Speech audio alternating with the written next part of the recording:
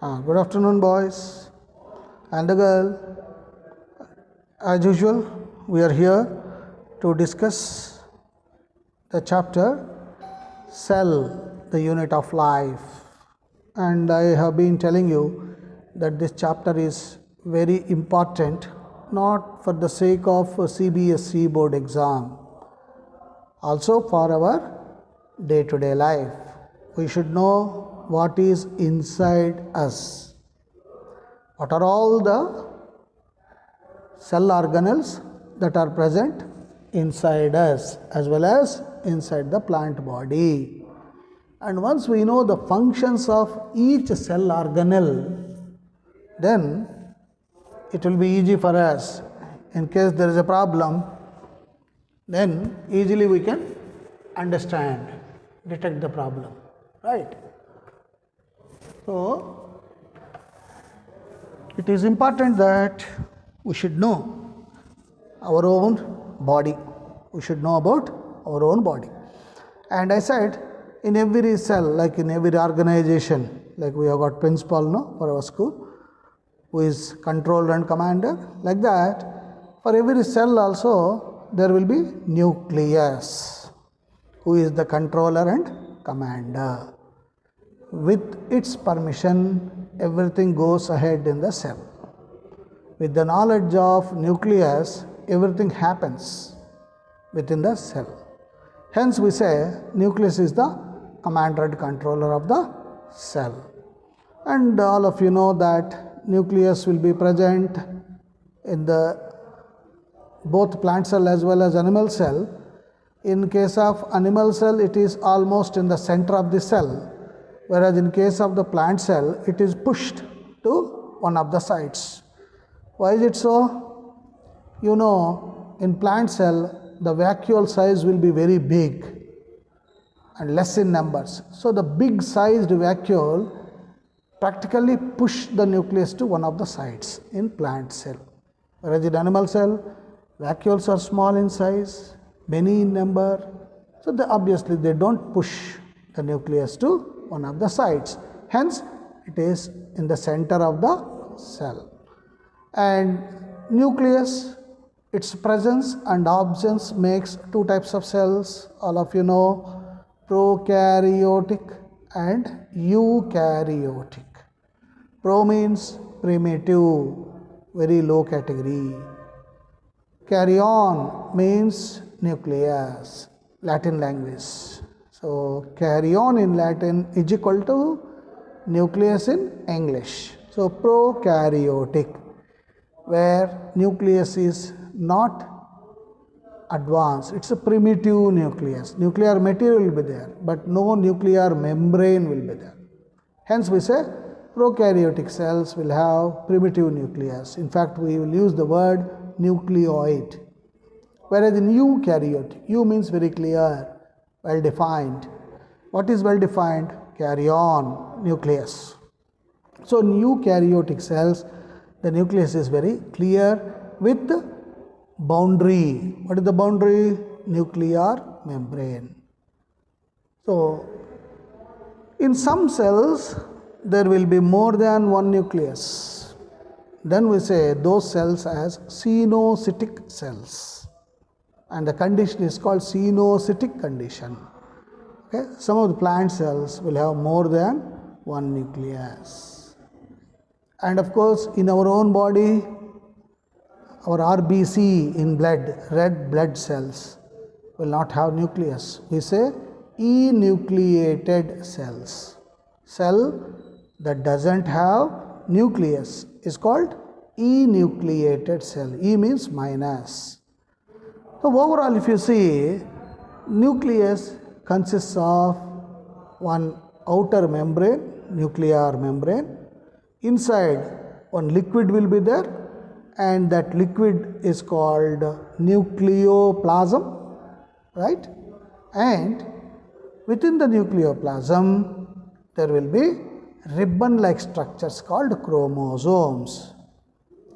And inside the chromosomes, further, there will be two nucleic acids, DNA, RNA. In some of the viruses, only RNA will be there. Whereas in our case, both DNA as well as RNA will be there. What is DNA? Deoxyribose nucleic acid, or we say deoxyribose nucleic acid. RNA, ribulose nucleic acid. That's why we are saying both of them are nucleic acids, acidity characterized, present in the nucleus. So, nucleic acids. Okay? And of course, portion of the DNA is gene, and with the help of genes, we maintain our secrets. So, with RNA, we are able to prepare proteins. Again, proteins decide our characters. See, that much important nucleus is. Thanks to this gentleman whose photo you are seeing, Robert Brown. So, Robert Brown first described about nucleus way back in 1831. Look at that. So, the nuclear material stained means colored by the basic dyes was given the name chromatin by Fleming. When you come back to school, you will be taking a lot of sections of plant tissue and animal tissue. You will also be using dyes like methylene blue, methylene red, iodine, and these colors will be absorbed by the nucleus. That's why Fleming called it as chromatin, means something that absorbs chromes, colors. Normally, a cell has only one nucleus. Some cells have more than one, just now I said, cyanocytic condition. Some mature cells lack nucleus, enucleate, like I gave the example, mammalian RBC, and in plants, sieve tube in the phloem, vascular tissues. All of you know in plants, there are two tissues that are responsible for the transport of materials. You see, water will be absorbed from soil by the roots and supplied to the tip of the stem, tip of the leaf. And who is actually helping in this process of water transport? Xylem, a tissue called xylem. Whereas the leaf undergoes photosynthesis, and I said most of the leaves are green in color. And if the leaf is green in color, it is green in color because of presence of chloroplast. And chloroplast, yesterday's class we said, is a type of plastids. And chloroplasts are green in color, again because of presence of a green colored pigment called chlorophyll, right? So, chlorophyll is responsible for the green color of the plants. And not only for the green color, it absorbs sunlight. Okay? It absorbs sunlight and helps in making the plant to undergo photosynthesis. At the end of the photosynthesis, what happens? We said CO2 plus H2O, carbon dioxide plus water, in the presence of sunlight and chlorophyll, will prepare starch. And starch is the food of the plant. But where is it prepared? It is prepared in the leaf. That's why we called yesterday, previous classes I said, plastids are the kitchens of the cell, adicumanae. Okay?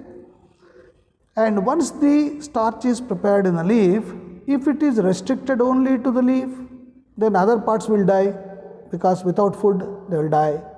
So now there is a tissue called phloem, and that phloem will transport the starch synthesized by the leaf with the help of photosynthesis or by undergoing photosynthesis, will be transported to each and every part, including root. So that's how every part gets food, and food will be broken into glucose. Glucose is further broken in the presence of oxygen and energy is released. Already I said, one glucose molecule on oxidation gives rise to 36 ATP molecules. So there comes the sieve tubes.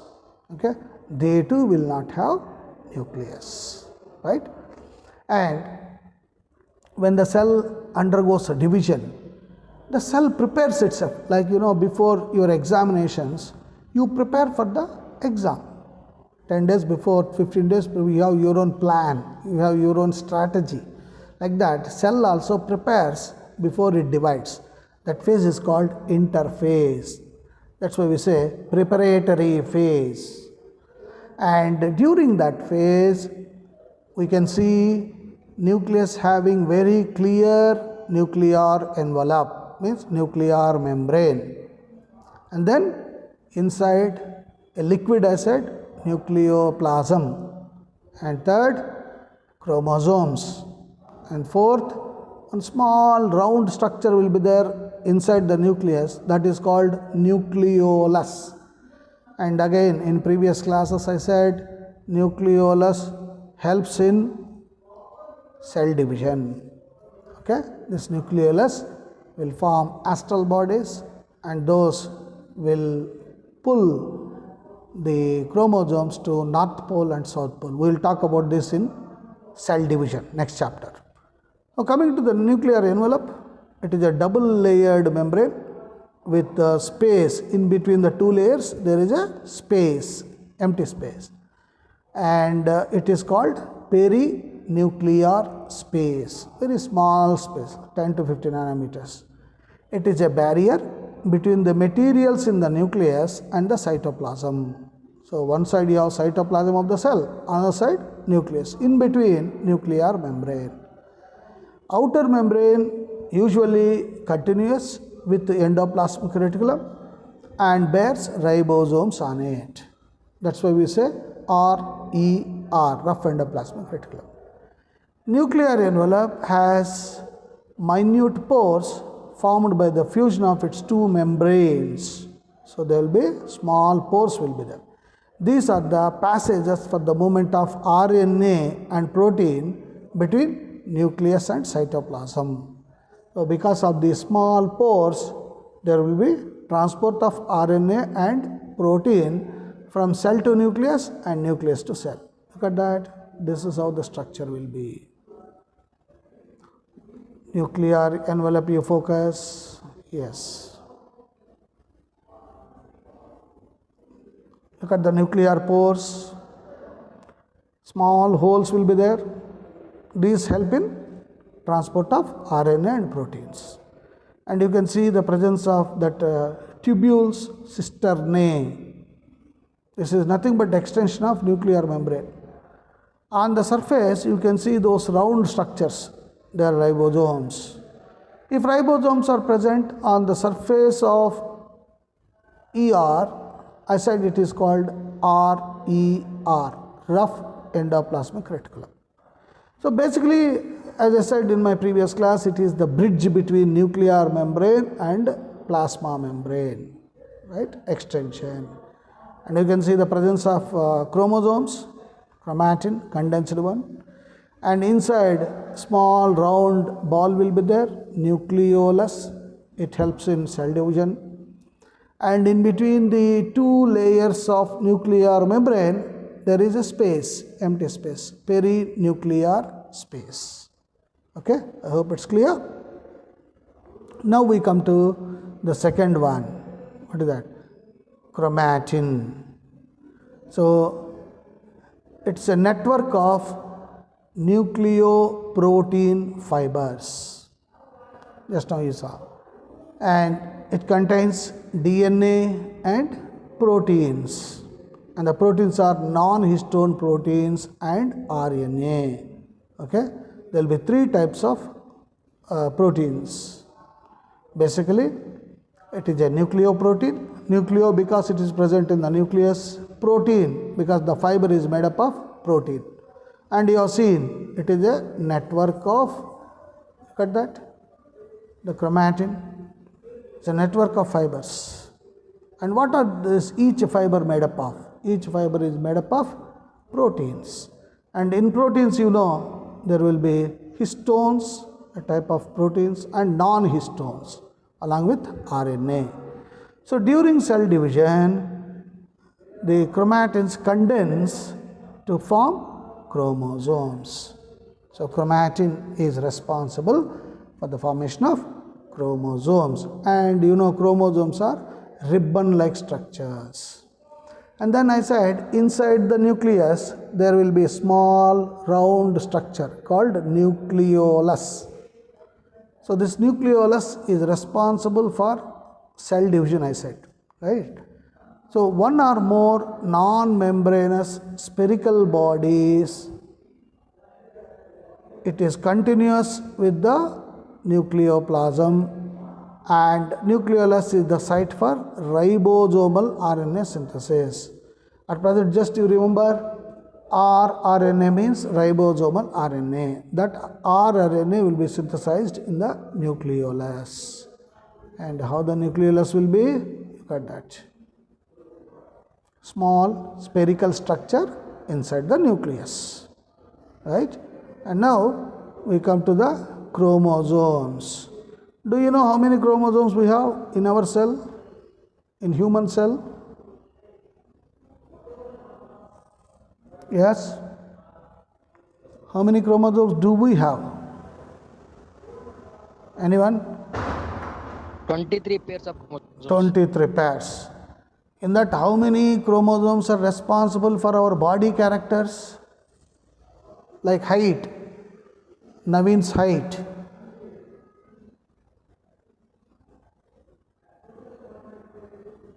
Raghavendra's, Yes, sir. how many? How many chromosomes? 22 pairs, sir. 22 pairs, very good. 44 chromosomes are responsible for our body characters like height of the person, weight of the person, color of the person, color of the eyeball, nature of the hair. Somebody will have curly hair, some will have wavy hair, and Naveen, some will not have hair at all. Naveen calls it taklu. That means the chromosome, particular gene is not there. You must have seen. And out of 46, Naveen, 44 are responsible for body characters. Remaining two? Sex characters, sir. Yeah, they are responsible for sex character. Means whether the baby is going to be girl or boy, they will decide. In particular, all of us boys will have X, Y. Okay? 44 autosomes. Autosomes means chromosomes that are responsible for body characters. Right? 44 autosomes plus X, Y, all of us will be having. Whereas Pallavi will be having 44 autosomes plus XX. So, what is making the baby into a girl or a boy? Presence or absence of Y chromosome. If Y chromosome is present, it is Naveen. If Y chromosome is absent, it is Naveena. Okay, Naveen? So, presence and absence of Y chromosome is the deciding factor. That's why, since they decide the sex of the baby, we say the two chromosomes, either XX in girl, XY in boy, are responsible for sexual characters. And every chromosome out of the 46, if you take, has a primary constriction. One Rudraksha type will be there. That's called centromere. On the sides, which are disc-shaped structures called kinetochores are present. Let us see that diagram. Look at that. So basically, in a chromosome, as you are seeing, okay, as you are seeing, there is ribbon-like structures. Those ribbon-like structures are called chromatids. Since they look similar, we call it sister chromatids. But Naveen, don't ask me, why can't we call brother chromatids? Okay, we call it sister chromatids. And in the center, you see, there will be Rudraksha, round bead, right? That is centromere. And there will be again one spherical structure called kinetochore. So basically, this is how a chromosome will be. And I said X and Y, that Y chromosome will be short compared to X chromosome. X chromosome is long, Y chromosome is short. And based on the position of the centromere, there are 4 types of chromosomes. First one is metacentric chromosome. Let us see whether diagram is there. Yes, diagram is there. Look at that. Depending upon the position of the centromere. Meta means middle. If the centromere is in the middle and chromatids are of equal length, then we call such chromosome as metacentric chromosome. What about submetacentric? Instead of being in the center of the chromosome, centromere is on one end, nearer to one end. This makes chromatids one side short, other side long, right? Submetacentric. And third one, acrocentric. Acro means tail, acrosome we say, tail. So centromere is almost at the one end, so that the chromatids will be very, very short one side and very, very long other side. That is acrocentric. And now telocentric. That is, telo means it is terminal, almost tip of that, one end of the chromosome. Look at that. So you can see here, some chromosomes have non-staining secondary constrictions at a constant location. It is called satellite. Okay. Now basically what you have to see is that 4 types of chromosomes based on the position of the centromere. Metacentric means the centromere is in the center, as you are seeing in the third diagram. And both the sides, up and down, the chromatids are of equal length. Metacentric. Meta means middle. Centromere is in the middle. Submetacentric. It is not middle. It is shifted to one side. Then acrosomal means a tail, almost a tail portion. And then fourth one is tele, isn't it? I think terminal. Yes. Telocentric is the tip of that. So based on the position of the centromere, we divide chromosomes into 4 types. Right. Next, microbodies. Micro means small. Inside the cytoplasm, there will be some small, minute bodies. These are called microbodies. So these are membrane bound, minute bodies in the form of vesicles that contain various enzymes. These are like globules, round structures. Inside those round structures, there will be chemical substances called enzymes. And these enzymes help in various activities like respiration, circulation, including digestion, like that. And these bodies, microbodies, are present both in plant as well as animal cells. Now look at that. This is the core, crystalline core. And you can see the lipids, small bodies. Lipids are present. Okay, chemicals. And then we come to the phagent. Of course, this is basically your 6th class type. Difference between plant cell and animal cell. Already you know it. In plant cell, cell wall is present and it is the outermost layer. In animal cell, no cell wall. And in plant cells, plastids are present, all the 3 types. Chloroplast, chromoplast, and what is the third one? Yes, Naveen? Huh? What is it? Yesterday we talked. Leucoplast. Leucoplast. Pallavi has drawn diagram also. Okay?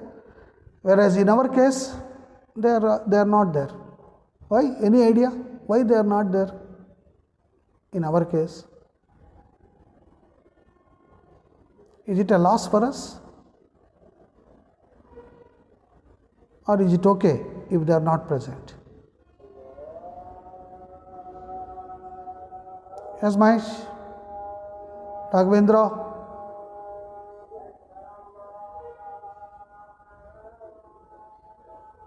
Yes, Pallavi? If plastids are not there, if plastids are not there in us, is it advantage or disadvantage?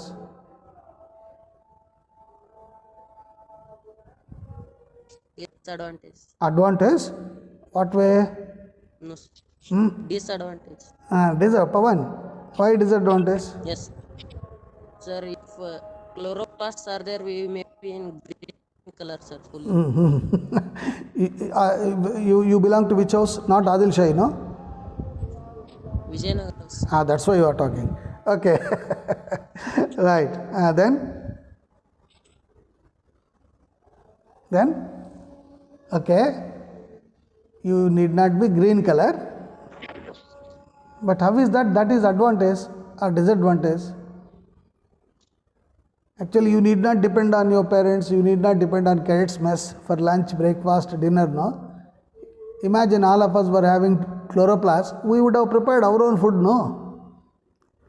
All of us would have undergone Yes, sir. photosynthesis and no need to pay going to hotels and paying so much money. Yes, Pawan? But only starch. Exactly.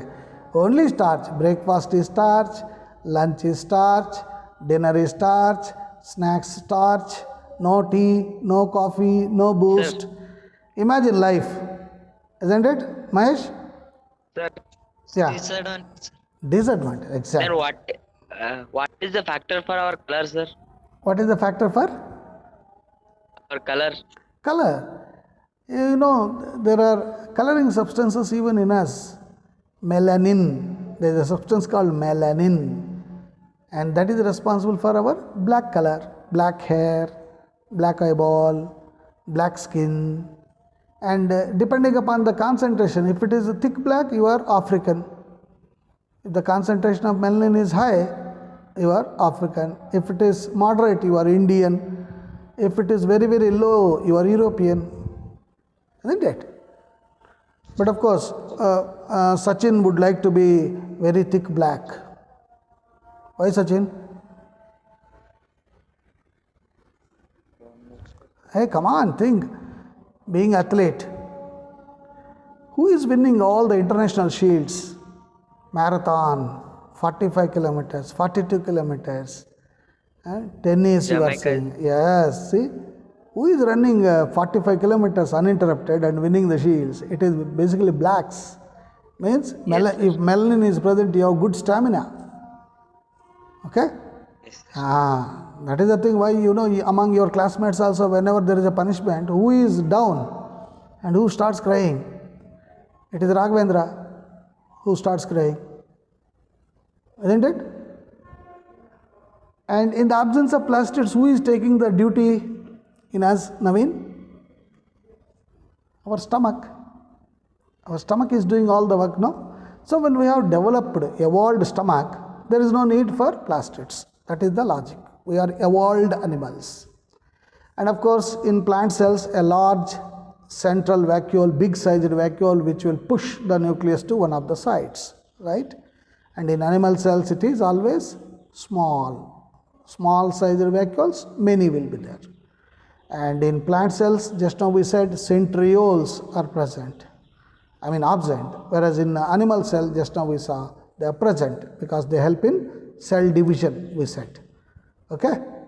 Now, let Pallavi see this diagram. This is the animal cell and this side plant cell. All those who have not drawn, practiced plant cell, animal cell, please draw today at least and put a thumbs up by evening. And another difference between prokaryotic and eukaryotic. Generally smaller, eukaryotic is big cells. Like prokaryotic, we said, we gave the example bacteria. and genetic material is in the form of nucleoid, because nucleus is not clear, whereas in the eukaryotic it is always in the form of nucleus, and nuclear membrane is not there in prokaryotic. In eukaryotic it is always present, and it is membrane bound organelles in prokaryotic. Here all the organelles will have membrane in eukaryotic, and in prokaryotic it is called plasmid. Circular DNA is called plasmid, whereas here it is linear DNA or double helix DNA, and ribosomes fixed 70s type in prokaryotic. Here varieties will be there in fact. So this is the difference between the prokaryotic and eukaryotic. So with this I think we have completed the chapter. We are left with one more chapter for your November-December term exam. So once we complete, yeah. Can we get this PDF? Yes. Soon after my class, I will put in the WhatsApp group. Right? Go through it. But more than that, Sachin, you need to train yourself for MCQs, because your exam will be in MCQ form. Right? Okay. You go through this. Sir, Yeah. PT2 is considered for final exam or term one, sir? It is PT. It is 2 terms will be there. Term 1, term 2. And just for safety sake, we are conducting this monthly tests also, so that in case you are say not able to come or corona situation becomes worst, so it is better to have some 3-4 tests and marks, so that we can take the average and promote you to class 12th. That is the idea. Okay, right. Take care then. Bye.